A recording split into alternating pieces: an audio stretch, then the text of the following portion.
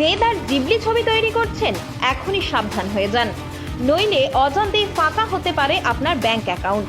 পুরো বিষয় দেখতে নজর রাখুন এই প্রতিবেদনে।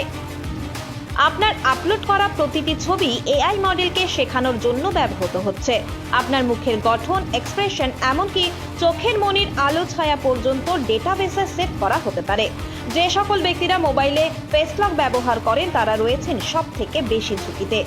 আপনি মনে করছেন, আহা কত সুন্দর অ্যানিমেশন বানালাম, কিন্তু পর্দার পিছনে আপনার বায়োমেট্রিক ডেটা অর্থাৎ শারীরিক বৈশিষ্ট্য সংগ্রহ করে এআই কোম্পানিগুলি তাদের মডেলকে আরও শক্তিশালী করছে, যা ভবিষ্যতে তারা কমার্শিয়াল প্রোডাক্টে বিক্রি করবে বা গভীর পর্যায়ে ব্যবহারকারী প্রোফাইলিংয়ে লাগাবে।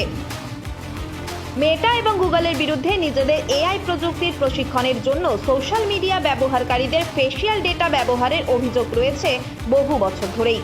পাসওয়ার্ড কিংবা ক্রেডিট কার্ড নাম্বার লিক হলেও তা বদলে ফেলা যায়, তবে ফেসিয়াল ডাইমেনশন স্থায়ী। একবার খোয়া গেলে তা এআই এর হাত থেকে উদ্ধার করা কার্যত অসম্ভব।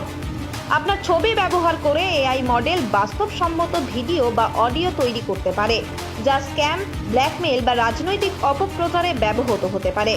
সেক্ষেত্রে জিবলি তৈরি করলেও কিভাবে ফেসিয়াল ডাইমেনশনের তথ্য পাচার হওয়া রোখা সম্ভব? বায়োমেট্রিক পরিচিতি লিক হওয়া আটকাতে কি কি করা উচিত?